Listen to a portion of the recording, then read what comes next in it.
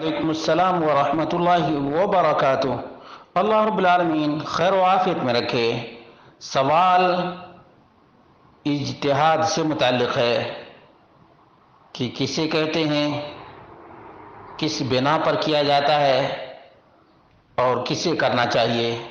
اس کا جواب یہ ہے، عربی زبان میں الاجتہاد جہد سے مشتق ہے یا جہد یجہد سے مشتق ہے، جس کے معنی ہے کہ بھرپور کوشش کرنا، بھرپور کوشش کرنا، انتھک اور بے انتہا کوشش کرنا شرعی دلائل سے شرعی حکم جاننے کے لیے۔ وَهُوَ وَاجِبٌ عَلَى مَنْ كَانَ قَادِرًا عَلَيْهِ، اور جو شرعی دلائل سے شرعی حکم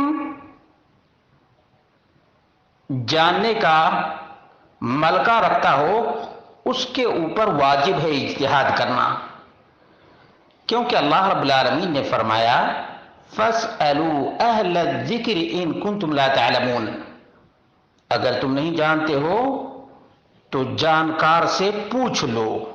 سورۃ النحل کی آیت نمبر 43 ہے اور سورۃ الانبیاء کی آیت نمبر 7 ہے۔ والقادر علی الاجتہاد یمکنہ معرفۃ الحق بنفسہ، جو مجتہد ہے وہ حق تک پہنچ سکتا ہے اپنی کوشش اور کاوش کے ذریعے سے۔ ولیکن لا بد ان یکون ذا سعۃ علم و اطلاع علی النصوص الشرعیہ، لیکن مجتہد یا اجتہاد کرنے والے کے اوپر لازم ہے کہ وہ شرعی دلائل پر واقف ہو، شرعی دلائل کا ادراک رکھتا ہو، وعلی الاصول المرعیہ، اور ان ضوابط پر بھی مطلع ہو اور ان ضوابط کا بھی ادراک ہو، فہم ہو، سمجھ ہو، جو نصوص شرعیہ کے سمجھنے کے لیے معاون اور مددگار ہیں۔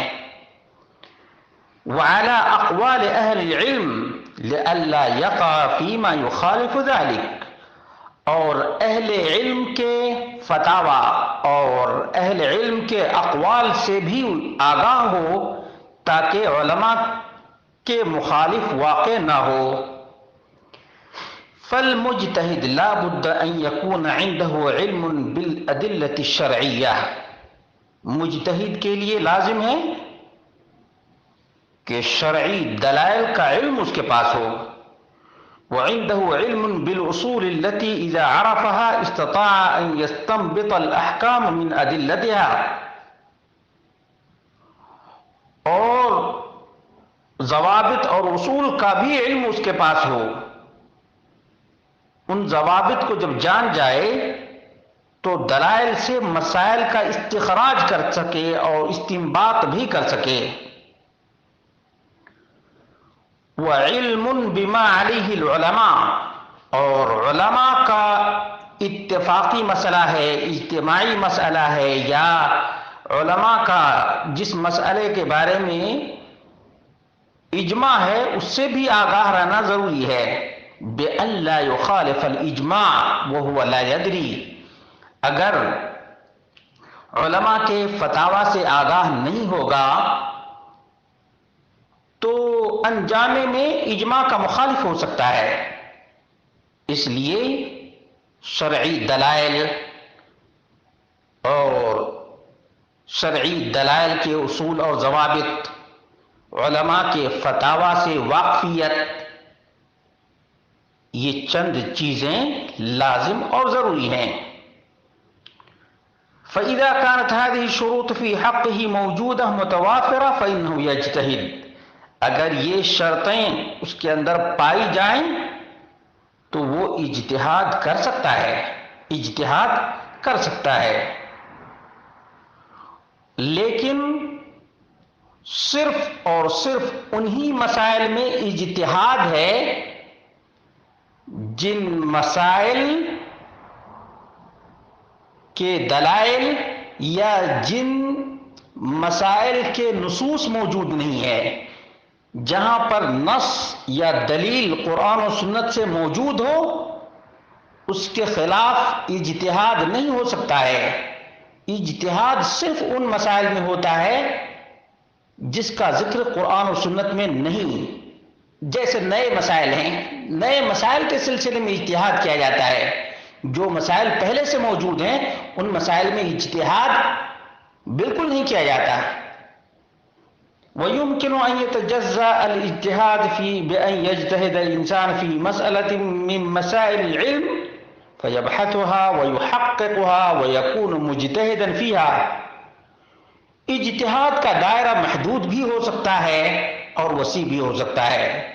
ایک مجتہد وہ ہوتا ہے جو بہت سے مسائل میں سے کوئی ایک مسئلہ لے لیتا ہے، جیسے نفاس کا مسئلہ ہے۔ نفاس کے مسئلے میں اتنی باریکی اور اتنی دور اندیشی اور اس قدر عمق نگاہی سے کام لیتا ہے کہ اس فن کا وہ مجتہد مانا جاتا ہے۔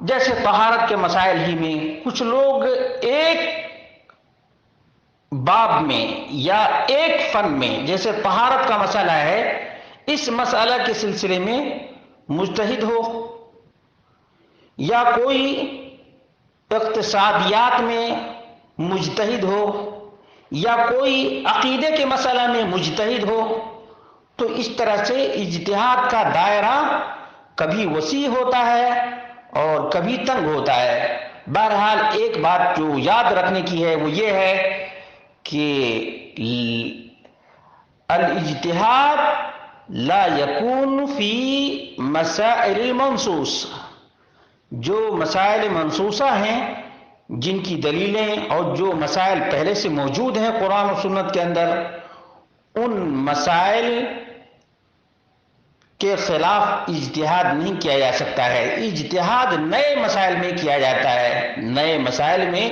اجتہاد ہے۔ جو مسائل قرآن و سنت میں مذکور ہیں ان مسائل میں اجتہاد نہیں ہوتا ہے اور نہ کسی کو کرنے کا حق ہے۔ بس اللہ رب العالمین یہ باتیں سمجھنے کی توفیق دینے والا ہے۔